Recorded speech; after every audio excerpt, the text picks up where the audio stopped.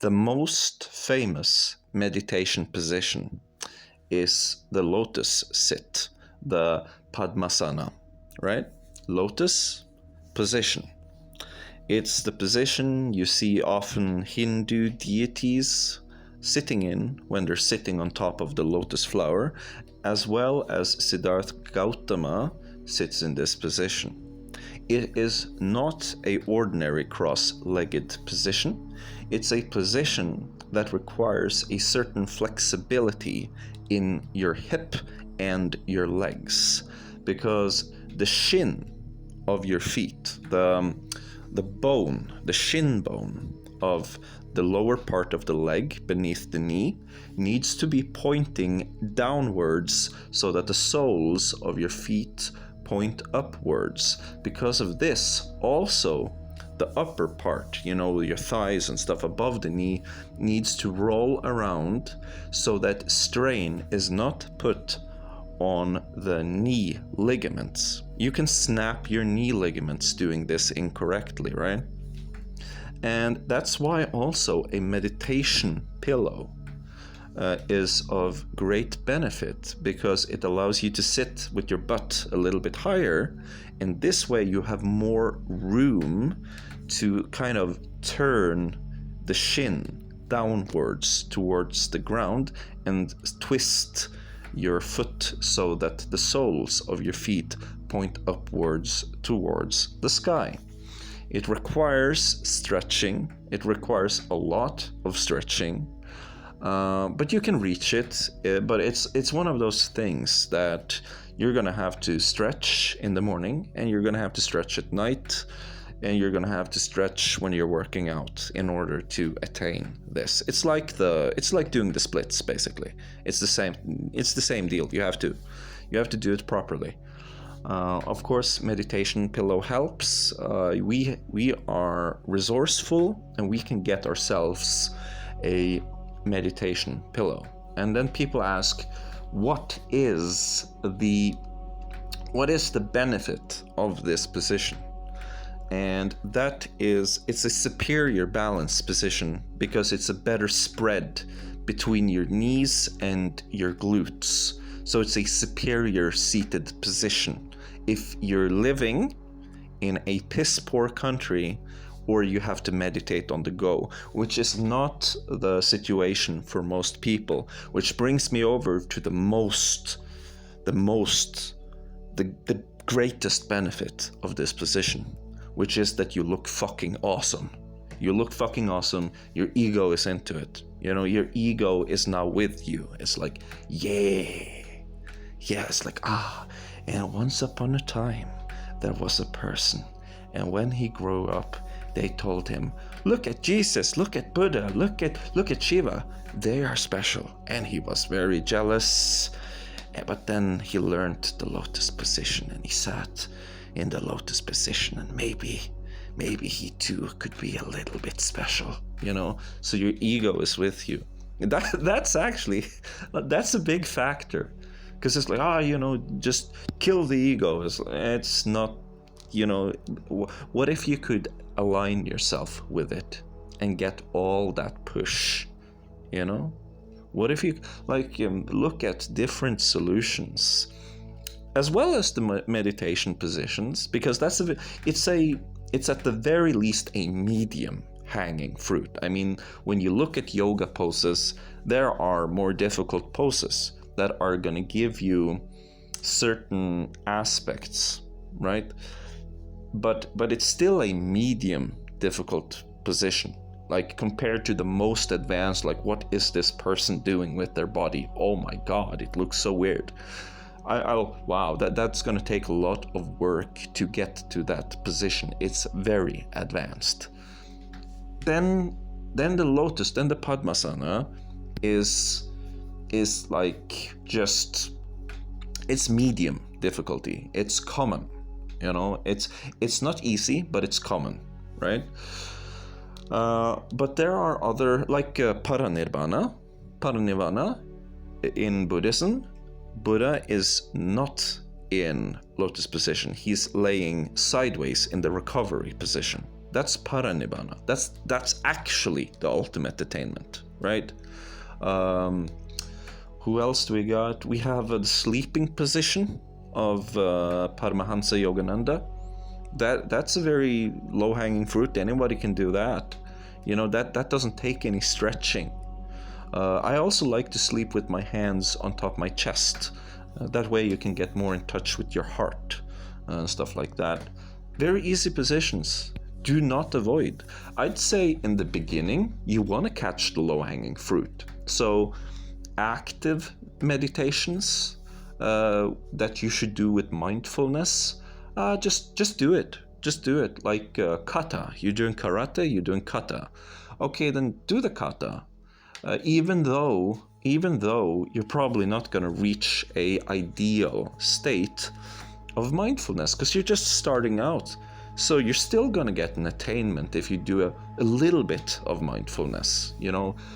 Just to explain kata, that's basically shadow boxing. But it's mixed with meditation. So it comes down from India, of course, goes into China, goes into Japan, becomes the kata of karate, which is this pattern, this dance, warrior's dance you have to perform. And then it goes into Taekwondo, it becomes Pumse in World Taekwondo Federation, and it becomes Tool in International Taekwondo Federation, right?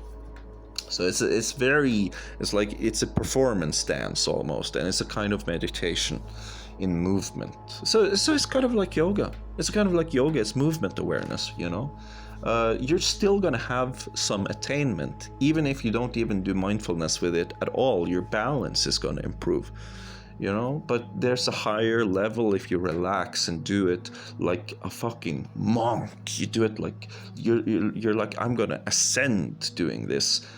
You can cure PTSD because it's all about the visual. Then you use the visualization of success, and then you're safe, and that's the end of the pattern. It's like, and then the fight is over. So that's something that people who come back from the battlefield, they just can't relax. So they have to go through that motion and relax again and again and again, many times. That it's not for fighting, it's for after the fight. It's to become one again with body and mind, because you get these people and it's like, oh my god, there's a bottle in the driveway. It's like, yeah, what? You're back. You're not in Afghanistan anymore. Oh, you sure? That's a bottle in the driveway, man. Somebody left it there. It could be anything. It's somebody put a bottle in the driveway. Okay. Yeah, you don't know. Last time if I guess on that thing goes off, 5 people die. 5 people die. It's like these people can't relax. They're like that still, even though they're miles away from the action. They just can't relax. So that's where you use the kata. And what else do we got? Laying down, just relaxing, body scanning. Many people fall asleep. It's better than nothing. Maybe you needed to go to sleep. Maybe you're too tired. Hey, sleep a little bit. Still got the first part of the body relaxation. Feel your legs relax. Feel the tips of your toes relaxing. Be aware of the tips of your toes. Body scanning. That's a classic mindfulness exercise. And then, pay attention to your breathing, like, panic breath exercise or humming. That's like, and what that does to you is, because you're humming, first of all, your exhale is going to be longer, which is going to make you relax and make you avoid hyperventilating. And you're also going to, I like to connect it with a scale and connect it with parts on my body. So if I want to go very low on my body, like my feet, I'll go a very low sound, and I'll go into my legs like low, and then I use the chakra sounds for each part where it belongs. So lam, vam, ram, yam, tham, hum, sham, mum, So that's a trick I use, and I also use the raga techniques to kind of move and manipulate that area. Anybody can learn to do this, but it takes a certain practice. And of course, if you meet somebody who can tap into that with their own power, then you could essentially be a helping tool for them, like a guru. But when it comes to one of the best gurus I know of was this, people considered this person a complete idiot. And I was like, look, here's what I'm going to do. Here's what I'm going to do. I am going to let this person heal me. And while they're healing me, I'm going to do my utmost best to be healed, to fucking one-up these fucking bastards. So it's a cooperation, you know? It's a cooperation. It's like, yeah, you healed me. Fuck you guys. So the person is healing me. I'm sitting there, come on, heal, damn it. Let's fucking, you know, just spite. You know, I let it work, even though the person sucked, out of spite. But you have to consider low-hanging fruit first. This was a digression. I was talking about easy meditations first, minimal effort first, get those low-hanging fruits, get a momentum going, and then go back to advanced. So some of the most advanced stuff you can do is breath retention while standing. It's both dangerous, advanced, and, you know, like I almost died doing that. Just so you know, I almost died doing that. So that's something where a ashram would be of benefit. But yeah, you know, start with the easy stuff, get a momentum going, then go back to the hard stuff, like wall gazing. It's so much easier to lay in bed with your eyes closed and deprivate that way, but now your eyes are closed. You should do it with your eyes open as well. So wall gazing, a Sozen practice, a Zen Buddhism practice, just sitting, gazing on a white wall. That's even stronger than gazing into a lamp, because there you're getting power from light. Just gaze at a wall, just monotonous, eyes open, meditation. Super important, but it's a higher fruit than doing it with your eyes closed. Doing it eyes closed, laying in bed, and allowing yourself to fall asleep, if you so do, is lower than seated, so you can't fall asleep and meditating. You know, these are things, but it's like, are you going to do that? You don't bash your head into a wall.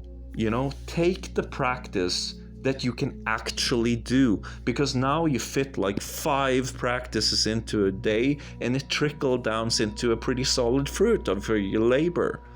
But if you had been like, oh, I should do seated, and you're not going to do it. You know, you're not going to do it. Get the momentum going, then come back. It's like, okay, I want this. I want this because I'm getting success over here, but I want to take it to the next level. And look at your schedule. Maybe it's too full. It could be too full. Like, your schedule could be too full to do this. And when that's the case, you're going to have to kind of, you know, make room.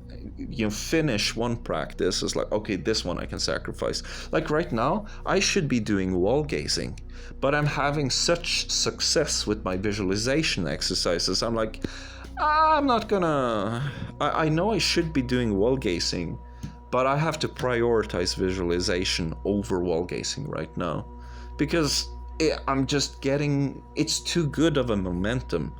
I'll have to do it later, so I write it down in my journal. Wall gazing, we're gonna have to get into that later. Now we're gonna have to get visualization. It's probably gonna take a month, and then we'll do wall gazing.